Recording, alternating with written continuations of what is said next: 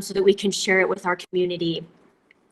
Quick note, if you don't know who I am, school psychologist, I'm really just at the school, new this year. I have been so excited to come to ACS and really kind of help the school and help the student support team support students and build systems as we support students, kind of like a behind the scenes. I have my hand in a lot of different jars and a lot of different conversations. So even if you might not know me directly, I am involved in a lot of things, I guess, and it's been really, really fun.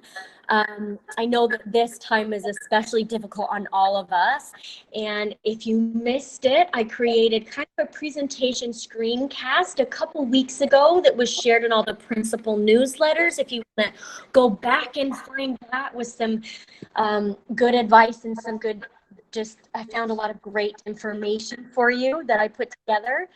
And also just to kind of let you know that at school, we are really mindful about your children's, current motivation and mental health and missing their friends. And we're kind of always talking with that lens as we look at what we're doing to provide education and curriculum for your students. We're always looking at it with that lens, that these are not normal times. They are in kind of a crisis scenario, and that we're reacting really carefully to that. K through 12, those conversations are happening. We're also having a lot of conversations and a lot of planning about different plans for the fall. And unfortunately, I don't think there's any answers for the fall. We're all living in that gray zone, which is really hard, but we are being really thoughtful at each division on what we can do to support students if we're back on campus, what we'll do to support students if we're not back on campus, what we'll do to support students if it's some are on campus and some are not. And we know that we don't have those answers, but we're certainly having a lot of conversations around our different contingency plans, making sure that your students are taken care of. So with that, just quick business in mind, I am going to pass it, so we have plenty of time, to Dr. Khaled and Mary, who are here joining us from Maudsley Clinic, which is in our Khaled area, and we're so grateful for their time today. After their short presentation, we'll do a Q&A, and we sent out through the PTA Mental Health Committee email, we sent out a questionnaire to get some questions and some things that people were thinking of and questions that you wanted answered. And so we have some topics, we put the questions into different topics, and we'll answer those. And then we also hope to have time for a couple live questions from this webinar. So if you have a question near the end of the presentation or while we're doing those topic answers, please type your question in the chat, and I will kind of look at those and kind of put them into a common group, and then we'll see if we can do some live questions as well at the very end. So thanks again for joining us, and Mary, I'll pass it over to you. Great, thanks so much, Jenna. So hello everybody, good afternoon, good evening. Mary Barrett is my name, as Jenna has said. I will just present a short PowerPoint presentation and chat through it. I've mentioned in it that it's about 30 or 40 minutes, but I'll keep it much shorter, hopefully. So hopefully I'll keep it to below 20 minutes, all going well. So Yvette, if it suits you to pop the PowerPoint up on the screen, then I'll get going straight away if that's okay. And just as Jenna has mentioned, if people have questions, if you wouldn't mind just popping them in the chat or asking at the end, that would be ideal. I don't know, Yvette, if it can be put up as a slideshow or if you can only put it up the way it is, but if it can go up as a slideshow, that would be brilliant.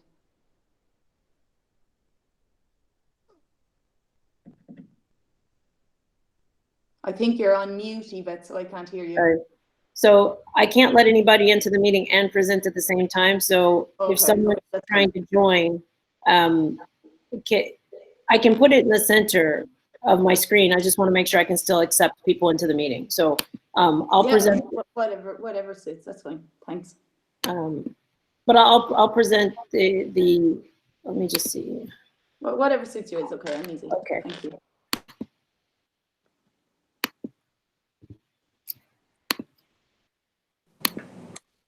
Okay.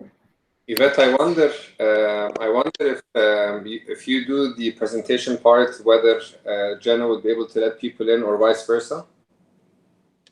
Instead of trying to do both, if it's difficult to do both.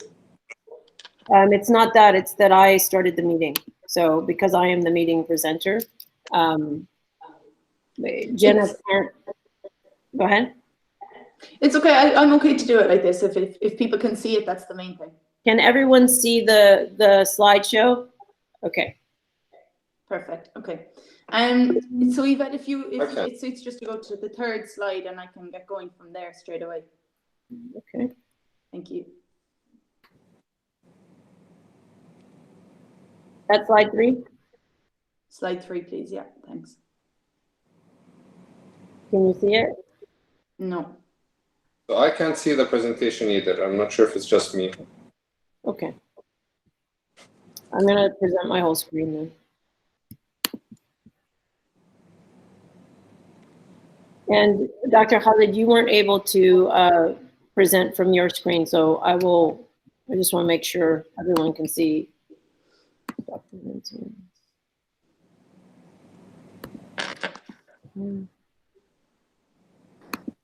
Yvette, why don't you email me the presentation and let me see if I can get it up. I know how, it's just my computer problem. Sorry guys, thank you so much for your patience while we sort it out. Yeah, I'm not sure why it won't share, but it won't work on my one, unfortunately. If you email me, I should be able to get it up. Yep, you've got it. Okay, just bear with me. Maybe Mary, if you want to just jump in and I'll get it pulled up while you're kind of talking. No hassle, yeah, perfect. So I suppose based on the feedback that lots of you have very kindly shared with Yvette, who then shared it with Khaled and myself, we were thinking about how best to, I suppose, present and talk about areas that people are finding difficult at the moment. And for us as clinicians, I suppose where it really starts is minding yourself. So I know lots of questions have come through in relation to stresses that your children or young people in your lives may have, anxieties they may have, and concerns that you may have for your children. So when we talk about supporting children or the young people in our lives, it's really, really important, and we're always emphasizing to parents that in order to support their children and young people, they have to first support themselves. So hence why we're going to focus for a little while on what we call parent self-care. So looking after yourself as a parent, as an adult, and as a human being. So just for a moment, I'd just like you to think of what comes to mind when you think of the words self-care or well-being. So just for a few seconds, I'd like you to just think about that.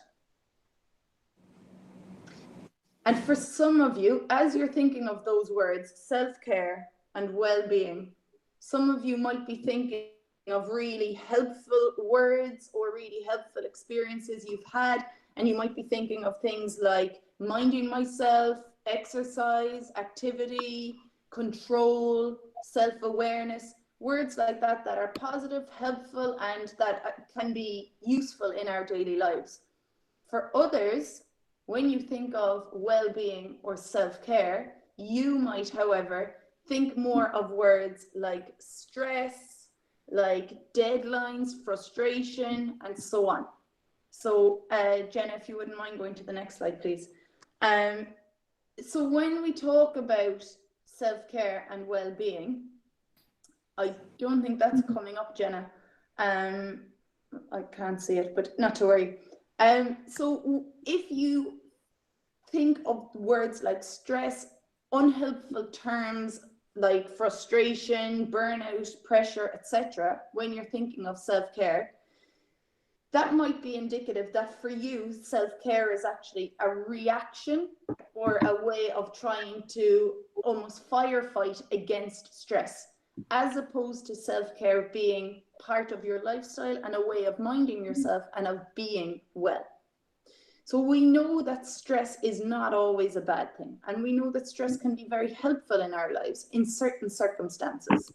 However, when it comes to self-care and well-being, I think for us as clinicians, our experience primarily is that when people talk about self-care, they talk about it again as a reaction to negative stress. So they might think of it as oh, it's something I should do when I'm stressed at work, or oh, I should look after myself when I feel that life is becoming too much for me. What we are here to do is to try and change or shift that view of self-care and of stress. So Jenna, if you wouldn't mind going to the next slide, please. Again, the slides they're stuck on one for me, Jenna, but other people might see them. Yeah, and just on to the next one again, Jenna, please. Thanks. So when we talk about self-care, most of you will be very familiar with what is out in the media an awful lot and what you see on social media. So when you think of self-care, you might think of what we call lifestyle choices. So that is thinking about nutrition. Do you eat well? Are you hydrated? Are you sleeping well? Are you exercising?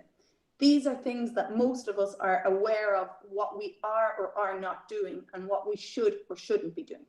So just to let you know, that is not why we are here. We're not here to talk about your lifestyle choices or about any of these topics. We do know, obviously, that these things that I have written down here, nutrition and so on, are absolutely fundamental when it comes to self-care. However, self-care does not involve just these things. Self-care is far more broad than these things.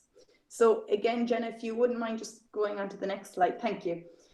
So when we talk about self-care, we talk about it in the sense that it is essential to your life, but not only your life, it's also essential to the lives of your family, your kids, and your community. So I've put up this image here, and again, lots of you might be familiar with this image, but it's the idea that you work on energy, or that you're like a battery. So when you're looking after yourself, the battery is full. However, when life takes over, and particularly at times like this, when there is a pandemic and there are so many things going on in your life, the likelihood is that if you're not looking after yourself, that battery is going to deplete to a point where you're going to eventually run on empty or be in burnout. So that's what we want to not only avoid, but we also want to try and really emphasize that green full battery. And again, as I've written here, in order to engage in self-care, you have to mind yourself. But in doing that, also you're looking at minding your children. So I've written here the idea of being a one good adult. In order to be what we call a one good adult, which in essence is a trusting adult, a person that your children can confide in, the friend to your child, the person in whom they can speak openly and honestly when they're going through any sort of struggle or difficulty, in order for you to be that person, you have to be minding yourself first and foremost. It's absolutely critical, and I cannot emphasize that enough. And just to touch very briefly on some research that we know exists in relation to this, a big piece of research was conducted and published in, Jenna, if you just go back, please, thanks. A very big piece of research was conducted and published in November of last year, 2019. And it was completed with 20,000 adolescents and young people. And in this research, 76% of those young people mentioned that they had one good adult in their lives. So a person in whom they could trust and openly disclose any uncertainties or any challenges in their lives. And what we also know from this research was that those young people who reported a very high availability from this one good adult were also more likely than other young people to be in the normal range for depression and anxiety. They had higher levels of optimism, self-esteem, body esteem, and so on. So it just goes to show the importance of being a one good or trusted adult is crucial. And to be that person, you have to look after yourself. So Jenna, if you wouldn't mind going to the next slide, thank you. So for most of us as adults or as parents, in our everyday lives, when we're being that one good adult to our kids, unbeknownst to ourselves sometimes, we are doing all of these different things that I've listed and a whole lot more. And that's just in our normal day-to-day lives before ever there was talk of coronavirus. So now, with that in mind, we're doing this and an awful lot more. We're also being the teacher, we're being the carer, we're being the friend, we're being the confidant, and we're engaging in additional activities as adults as well, working from home for many of us. So I just want to bring your attention to something that I suppose kind of hit home for me.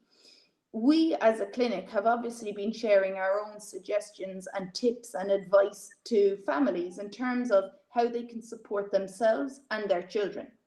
And there was one tip sheet that we shared with some families on social media. And I still stand over the advice sheet. I think it's very, very pertinent and very helpful. However, in that tip sheet where there were 10 pieces of advice around supporting your child's e-learning, the beginning or action words on that tip sheet were encourage, take action, establish, ensure, maintain, monitor, implement, familiarize, and so on. So that just tells you, on top of all of the things you're already doing by being that one good adult, there are also so many other things that, unbeknownst to ourselves, are being suggested of us at the moment. So the reason I'm bringing your attention to this is to say that you cannot be all things to all people all of the time. It's simply not possible. So it's about prioritizing, bringing your awareness to the fact that you cannot do everything, and prioritizing what is most important for your family and for yourself. So Jenna, if you wouldn't mind just going on to the next slide, please. So as I say, when we talk about self-care and what we can do to prioritize and look after ourselves, we talk about the idea of well-being and self-care. And I just want you to think for a second about, okay, well-being is actually about being well. And are you, as an individual, doing enough to be well in your everyday life? So when we talk about being well or self-care, it's not about being nice to yourself or giving yourself treats or engaging in a certain activity or behavior now and then because you should. It's actually a mindset, a lifestyle, and it's crucial that we all engage in kindness towards ourselves. So it's actually about being kind to yourself. It's not about making or waiting for free time. It's about the need to make time. So if you look at this image, it's an easy and a nice way, I think, of summarizing different areas of our life where we can engage in self-care. So self-care can be physical, social, mental, emotional, or spiritual. And I think many of us can tend to emphasize the physical self-care. So that is, for the most part, those lifestyle choices that I spoke briefly about already. So it's your exercise, nutrition, and so on.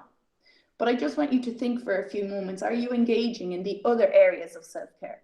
So social self-care at the moment is your ability to connect with others and to connect with people outside of your family. Are you actively engaging in connection in a virtual sense at the moment?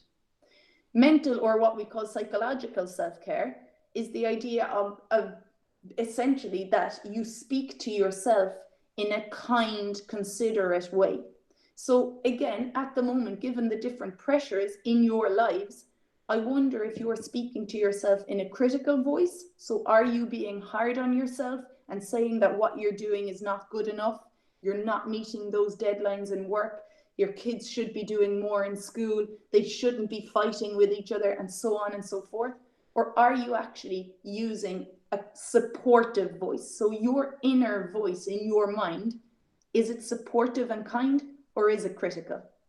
And again, if it's that critical voice, we need to look at engaging in maybe some more psychological self-care.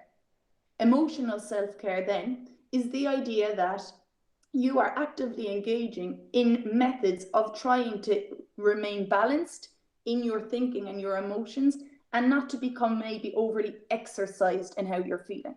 So for example, if you find that you're becoming more impatient with your family, you're getting angry or frustrated, well, are you doing enough to try and stay calm or to look after yourself, to give yourself time to just be content and to speak kindly to yourself? And then finally, when we talk about spiritual self-care, that's the idea of being present, being grounded, and being able to reflect on your choices and your decisions maybe on that day or that week in a helpful way. So for some people, they engage in spiritual self-care through religion. For others, it might be through activities like yoga, meditation, and for some people, it's simply sitting and being.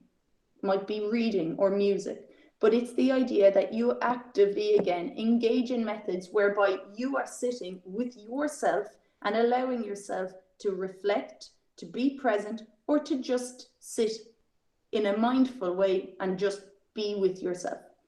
So Jenna, if you wouldn't mind just going to the next slide, please.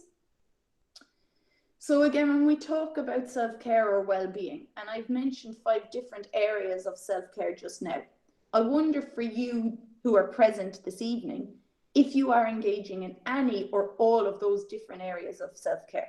So I'd like you to try a little task to just see what you're actively doing to help yourselves. So if any of you happen to have a piece of paper and a pen or a phone on you, great. If not, maybe just think about these questions. So my first question to you is to just ask you what you do in a typical day. And again, at the moment, it's likely that you're doing more than you were doing previously. For others, it might be that you're doing less. So for a few moments, if you wouldn't mind just thinking about, or ideally listing 10 or 15, 5 things that you do on a typical day. So I'll just give you a couple of moments to do that.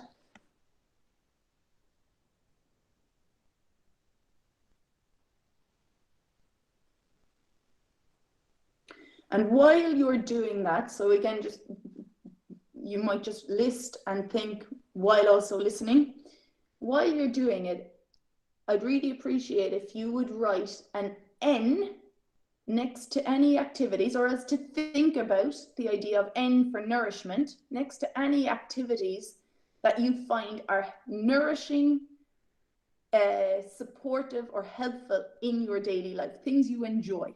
So think of those as the N activities. And then for other activities that might be depleting or that sap you of energy or bring you down, if you think about these as the D activities, so either to think about this or to write those down.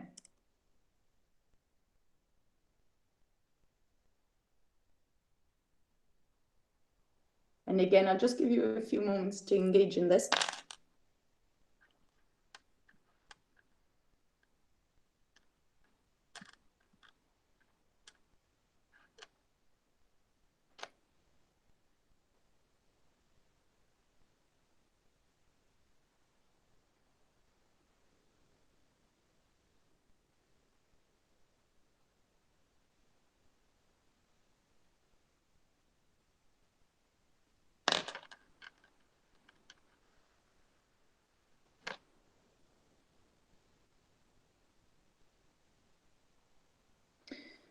Now, I know we could sit and we could engage in this activity for 10 or 15 minutes, which is actually how long I spent doing it the first time I tried it. But for time reasons, we obviously don't have that kind of time. So, but as we continue throughout the remainder of the presentation, just please bear this in mind and keep thinking of activities in your daily life and whether they're nourishing or depleting, because I'll be referring to this throughout the remainder of the presentation. So Jenna, if you wouldn't mind just going to the next slide, thank you. So when we talk about these activities that you engage in, the nourishing ones or the depleting ones, a way of knowing essentially how much they are impacting on your daily life is to think about what we call the exhaustion funnel. Now, the exhaustion funnel is an image or a concept that Dr. Mary Asberg from the Karolinska Institute in Stockholm, that she I suppose, suggested or founded. And the idea of the exhaustion funnel is that when we're living a balanced life, we're at the top of the funnel. So we have a balance between those nourishing activities and those depleting activities in our lives.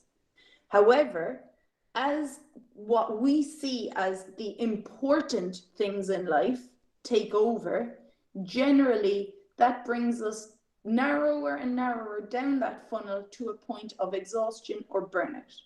And for most of us, when we talk about those, and I'm sitting here doing inverted commas with my fingers, when we talk about those important activities, for most of us, those are in essence the things that take priority. And very often those are the depleting activities. So for example, if you're finding that you need to meet a deadline in work, is that seen as important? Yes. If so, what gets dropped? Usually it's what we see as being the optional activities. And if you look at what those optional activities are for you, I could bet you that for most of you, those what we see as optional activities tend to be those nourishing activities in our lives. We tend to drop the self-care activities first. So the physical, psychological, emotional, spiritual activities. And we see those as optional and those depleting activities as essential. So Jenna, if you wouldn't mind, please just going on to the next slide. So with that in mind, if you think of your own exhaustion funnel, whereabouts in that or on that funnel are you? Do you think you're at the top of it in living a balanced life, or are you much further down? And if you feel that you're further down that funnel, why is it that you're further down? What are the activities in your life that you have dropped or that first are dropped when you're busy or when you're stressed? And again, I've written here, do you notice any pattern? Because certainly for me, when I engaged in this task, there was a very clear pattern that I was dropping those nourishing activities first. And I know from speaking with Dr. Khaled, he says the same thing. So it's just to bring your awareness to that. So Jen, if you wouldn't mind going to the next slide. Thank you. So if you do find that you're moving far down that exhaustion funnel towards a point of burnout or exhaustion or high stress, do you know, or did you know early on what your warning signs were that you were funneling down or filtering down that funnel? For me, thankfully, I know what my warning signs are. I know when I'm not engaging in adequate self-care. For me, it starts very early and very clearly. So for example, if I'm used to cooking every night, which I am, I know that a warning sign for me against self-care is that I might get a takeaway or a takeout. Also, I know it's if I don't, for example, clean my apartment twice a week, if it happens once a week.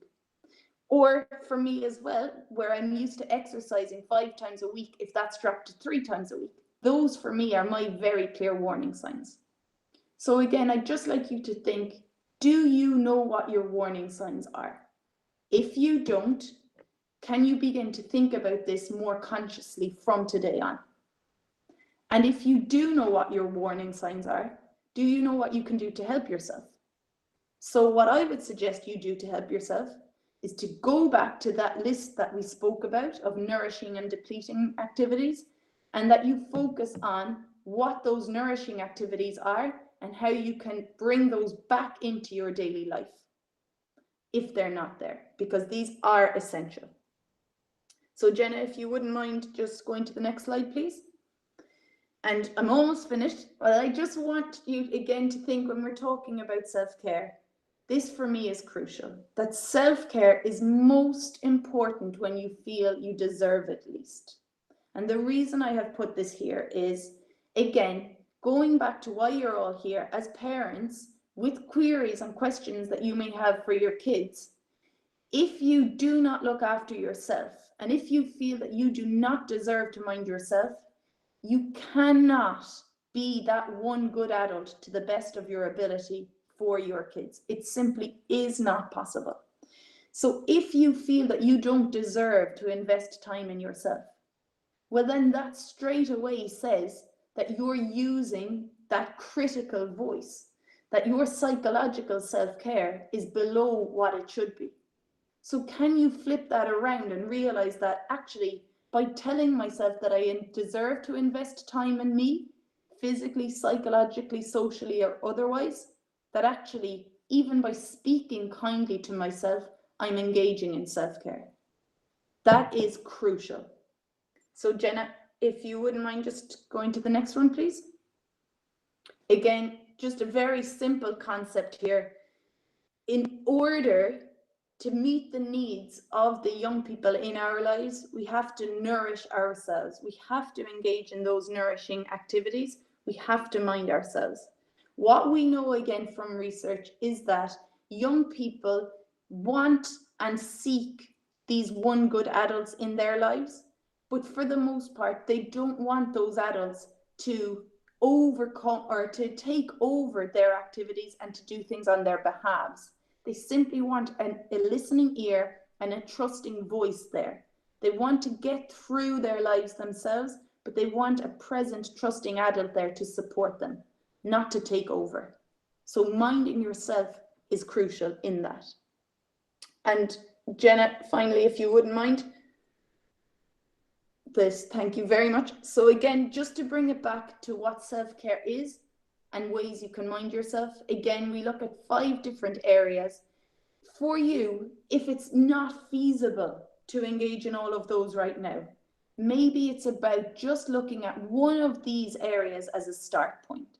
And if you feel that right now you can't invest lots and lots and lots of time, maybe you can just invest a little bit of time in one or all of these areas, speaking kindly to yourself, going for a short walk or a bath, and so on. Or for some people, their physical self-care might be something as simple as if they have not smoked as much in the last 3 weeks, that is their way of being kind to themselves physically. And just to remind you that self-care isn't always about being nice to yourself, but it is always about being kind to yourself. So for example, if that means going to the doctor, going to seek support from a professional, or getting out for a walk, even if it's not nice, those are ways and means of being kind to yourself. And it is crucial, again, that in order to be kind and trusting to your kids, you have to be kind to yourself. Thank you. Thanks, Jenna.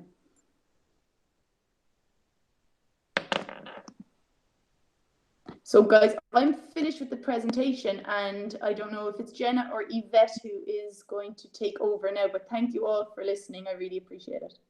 Excellent. And thank you, Mary. Dr.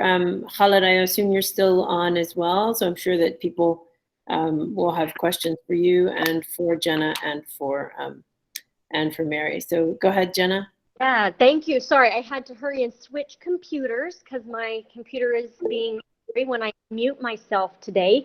So thank you so much, Mary. That was really, really lovely. And some of the questions I think we want to jump into that we received ahead of time, again, through that survey, we were able to kind of put them into some categories.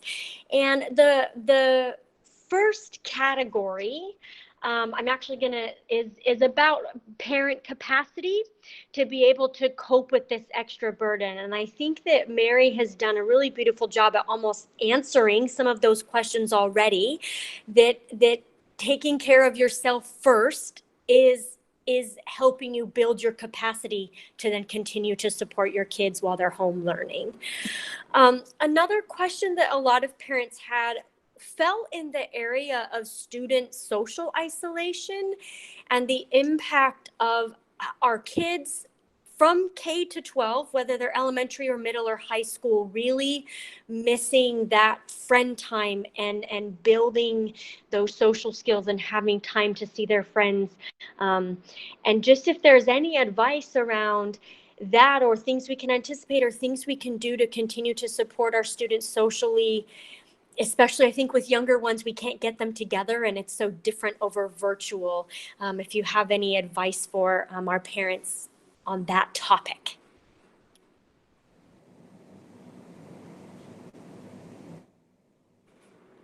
Sorry. Let's start with Dr. Oh, sorry.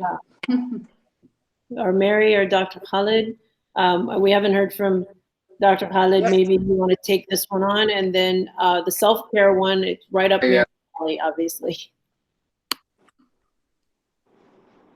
So first of all, I wanted to thank everyone for being on the call, and I wanted to thank Rolanda and you, Yvette, for hosting this. I think it's really nice to connect and have that sort of, you and I talked about that shared connectedness, certainly as parents and teachers and sort of as a community feel.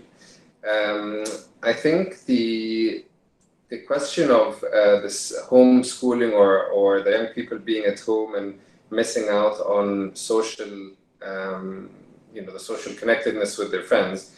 It's interesting because we've had, obviously as a clinic, we've had mixed messages from parents. So we've certainly had parents and young people who in their day-to-day might, for example, have social anxiety or struggle in the school setting, or maybe possibly, just have a particular preference in routine. So young people who might possibly have, for example, traits of being on the autism spectrum and so on. That the feedback and the comments from the parents has been that this social, distancing thing and working from home has been a godsend for their son or daughter. Partly because the hassles and the daily struggles of being at school and so on has been taken away, and now they can just focus on their education, doing their hobbies and interests, and and doing what they enjoy, and so they're really flourishing. So we've had almost that side of the story, but as you rightly say, there's another part of the story where young people being at school almost defines who they are in terms of their friends, the sports activity, the gossip at school, the parties, all the social aspect, which is part and parcel of what actually a school provides. So I'll often tell the young people I see, school is so much more than just physics and chemistry and biology. It's about how to make friends and how to fall out with friends and how to make up again, and how to fall in love and fall out of love, and understand and respect hierarchy in the school and so on. So I think there's a big part of that is not necessarily lost, but certainly not exercised to its fullest with the social distancing and the isolation that we're currently having. I think the advice will have to be personalized. So, it'll be every parent and every family will have their own approach of how to manage this. There is a recognition, as you rightly say, it'll be harder for the younger people than it is for the adolescents. Some of the adolescents I know are actually meeting up and with masks and possibly going for walks and so on. But it is harder for the younger ones. And I think whilst the social bit might be difficult, so it's almost, if you think of the student group as adolescents and little ones, the younger ones, the adolescents are probably able to be a bit more creative in going out and meeting up and connecting on social platforms. The younger children, I would argue, can, the bit that can compensate for that is spending quality time with parents and people at home or siblings. And I think it's such an opportunity, I think, for parents to bond with their children. It's almost the silver lining in that whole story is, parents and children get to spend more time together, quality time, not time arguing over homework or things, but actually spending quality time and getting to know, the world through your son or daughter's eyes, and getting to really know them and spending time with them. So I think it's kind of, pros and cons. They might miss out on the social, but they definitely get a better and a bonding connection with the parents. Those are my thoughts here. Thank you, Dr. Khaled. A little bit about maybe what we can control and what we can't. And I do think that family connections have been beautiful to kind of watch and even do in my own, home. I think that leads nicely into this other topic, this other kind of question that a lot of parents was around just their students' anxiety and feeling really overwhelmed. I think some questions were geared about being overwhelmed with kind of just the curriculum content and not being able to keep up with all of the tasks. And I think that at school, I know we've sent some surveys and tried to kind of manage pulling back when we need to pull back and that. And then I think there's also this other side of being overwhelmed with, again, all those things you can't control and all the information and safety and just feeling generally anxious, and that anxiety seems to have risen in a lot of our students. And if there's any advice for how parents can really help their students manage that anxiety, maybe in a healthier way, when some options like going out with your friends to manage your anxiety has been removed. So Mary, I'm going to let you answer the one about academics, or sort of the education related stuff. But if it's okay, I just want to say a few words, because I think it's really important, Jenna, to think of, you know, this current situation that we're in with COVID or the anxiety as a stressor. You know, so it's a stressor like any other stressor in life. I mean, it's you would almost expect it to have three things. So there will be the young people or the students who might have already had a, you know, pre-existing, people that might be known to you or to us, that will have had a pre-existing picture of anxiety and depression or OCD or, you know, any of those presentations. There will be the young people or the students who will have had, you know, are kind of on the edge, and the stressor of this coronavirus and all the issues around it is a stressor just as much as a breakup in a relationship, or, you know, difficulties in their life, you know, bullying at school and so on, that will have brought on presentations and symptoms of worries and anxieties. And then there are the group of young people and students who will pretty much take this in their stride, just as much as, you know, we will all go to work and get on with things. You feel, you know, some strain, but you're generally coping well. So, and so the exams and keeping up with things will have a different impact on these three groups as they would. And it's just important to recognize that some will be more affected than others. And some will be affected in different ways to others. Maybe it's a different question, but we were having discussions about young people now who are checking and rechecking and, you know, washing their hands and doing things in a repetitive way, and whether this counts as OCD and so on. But I think, I mean, that's a separate question, but I think yes, the thinking is the stress that this has caused will have different impact on different people according to the different starting points that these students will have had. So, Mary, I don't know if you wanted to pick up on specific advice regarding academics and. I think for the academics, a lot of that is, you know, something that is handled really individually, especially with the age and the grade and the class that's causing the anxiety. But I do wonder, when we're looking at, as parents, trying to start a conversation with our children around their mental health.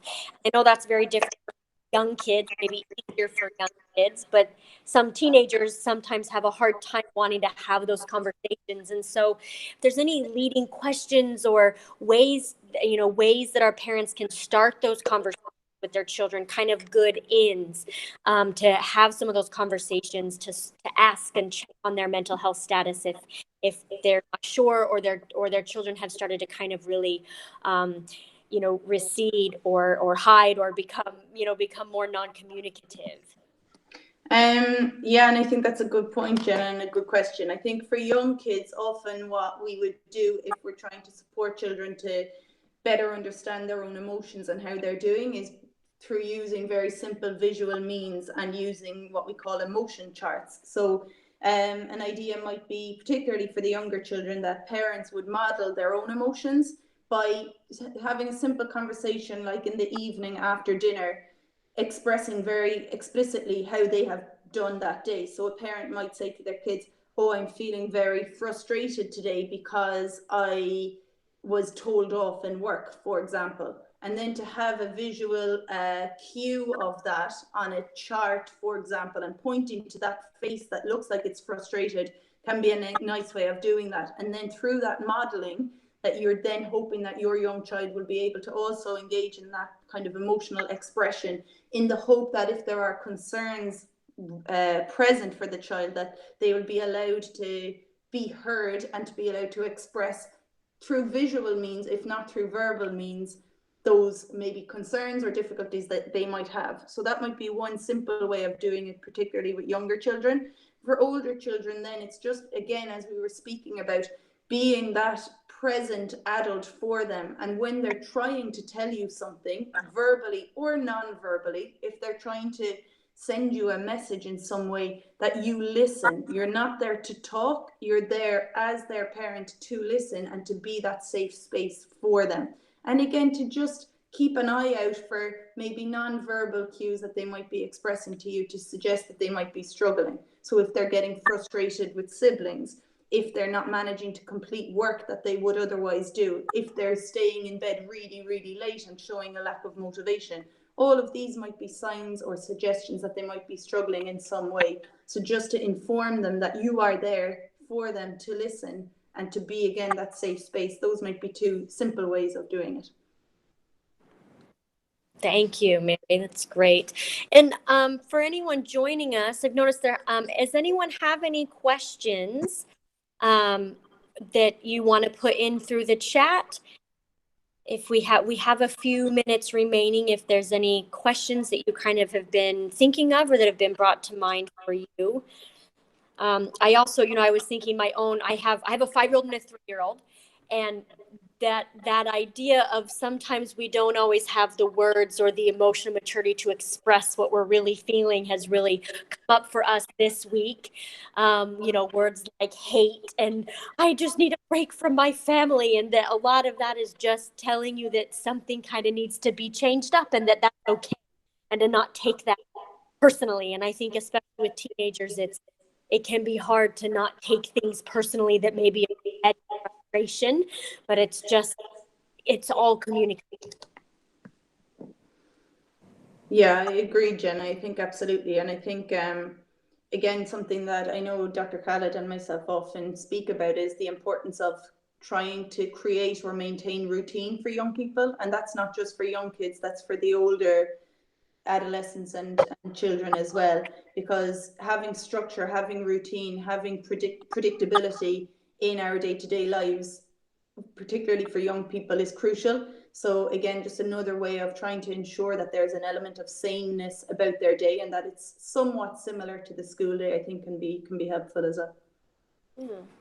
Along those lines, I was thinking of if we have any parents who do notice that their children are having a rough time and they have started to kind of draw away and pull back, if there was kind of one, I know it's very individual for kids, but kind of an idea to one thing to do to kind of pull them back out of that. What are some ideas or things from other families that have been working well, kind of draw out and I don't know what you think, Mary. I would almost say it has to be communication. It has to be the notion that Mary presented about being that one available adult or individual there for them. Often, again, it depends on the age, but, and this is a classic thing, I think, almost a classic joke between men and women. It's not about trying to fix it all the time, but just being there and sort of listening and being empathetic. That in itself sometimes enough for the difficulties to go away. So I think that would have to be the starting point. Up until you establish sort of empathetic listening and being curious, and rather than coming in with a let's go out and let's do this, coming in with a solution. I think the starting point would have to be communication and empathy. Would be my thoughts here. That's great. Yeah. We have a question that came in, and This is a really good question. How can we work with our children to understand that the visibility of this situation is really weak? We're unsure of timings, test taking, potential of not going back to school until later in the calendar year, and just the lack of all these answers and visibility is hard on us as adults, let alone our children not knowing the answers. So how can we work with them to understand that no one has the answers? And I think that's an excellent question. I think that can be really, really difficult, as you say, for us to sit with as adults, and particularly for children who struggle with uncertainty or who struggle with a lack of predictability. It's particularly challenging.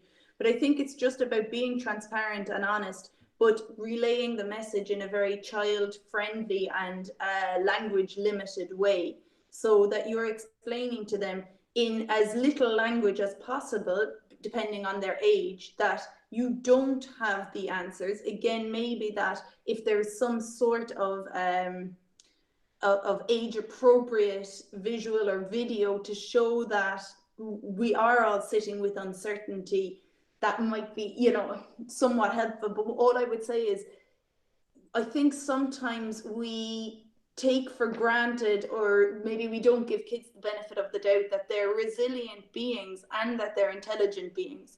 So we can be afraid sometimes of giving them information where they can often put pieces of the puzzle together. So by being transparent and honest with them that we don't know the answers, but doing it in an age appropriate and, again, you know, language limited way, I think is important. It really is that transparency, because we don't know the answers, and it's stressful for everyone. But I think as well on that, just to validate and to normalize their feelings and to explain to them and to relay that these uncertainties that we're all sitting with, we are all sitting with them. It is okay and normal to feel unsure, to feel anxious, to feel like, you know, you don't know what's coming next, but that you as their parent or the adult are there to support them at this time and through the future, you know, with those questions they have. Yeah. And along with that, if you go into your, I know for elementary, for sure, there have been some resources shared through your children's social and emotional class from Valerie or Stephanie on some of these kind of videos or child-friendly YouTube videos and ways to talk about just that. And so there have been some resources sent out. I'm pretty sure for middle school as well for the wellness. But I can double check on those resources, and if you're interested, we can definitely compile those again for you and make sure to put them on online learning website on the school. We do have a lot of resources. And if there are no other questions, I'm hoping there are more questions, but we can also send them off to Dr. Khaled and Mary Barrett for answers. I'm really excited that everyone was able to join us. I wanted to let you know there are resources in some of our newsletters. Our principals have put some things in. Micheline Foss has put some things in. Since this is Mental Health Awareness Month, I'm super excited to say that Christina McDade, our counselors, have all been working together on this topic. So we'll try to consolidate all of those, that information into one place for you so that you can actually easily access it. And Liz, who's on the call, our communications director, also we can put it in like maybe a short form where you could click on the links for yourself. I would love to have Jenna and Mary and Dr. Khaled say a final few words. And actually, I'd like to personally thank, on behalf of everyone at ACS, the mental health, the PTA Mental Health Committee is extraordinary. And we have 2 more sessions coming up. And the next one will be with the Body Tree Wellness, the Wellness Collective, and really excited on Sunday, May 17th. So put that in your calendar, please. But I'll let Jenna take it away. And thank you, Rulana and Rhea and Dana, Miran and Kristen, and for bringing this to our community. Yeah, thank you so much, Dr. Khaled and Mary. We're so happy that you're able to join us this evening. And I know a lot of people were looking forward to this session. And I think some of our key takeaways have really been that we have to take care of ourselves as parents first before we can really keep building our capacity to support our children. And that, again, at the school, have that faith and that trust that we have a lot of systems in place for supporting students. And so if you need help, to please reach out to your child's school counselor. We're fielding a lot of questions and giving resources, and then helping you connect to other resources if needed. And I personally am on all of those teams, at each division, the elementary, the middle, and the high school. And so I kind of am a resource for the counselors. So reach out to your counselors and ask for help. We have resources for you. We have time to connect with you, and we're really here to support you as a community. And just thank you, everyone, for coming on, and keep your eye out for those resources that we'll hope to get on our online learning page. Dr. Khaled and Mary, do you have any quick parting thought for us as we say goodbye? Mary, I don't. Khaled, I'll let you take it away. Well, no, I also wanted to thank everyone. I mean, I'm mindful of time, but I really wanted to thank Rolana and Yvette and you, Jenna, for the invite. It's always wonderful to connect in these forums. I know there's a wealth of stuff and webinars and things going on, both locally and internationally. And I think when I was talking to Yvette and Rolana initially, we thought ACS really has a particular feel, and we will see lots of families from lots of different schools. The ACS definitely has a bit of a community and a family feel about it that brings everyone together, which is always tangible whenever we have these forums and whenever I've given talks previously in ACS. And I think it certainly is a strength of the school, and it's something that I think serves the students and the pupils well. So I just wanted to congratulate the administration and the people sort of overseeing that, because I think it's a wonderful thing to see.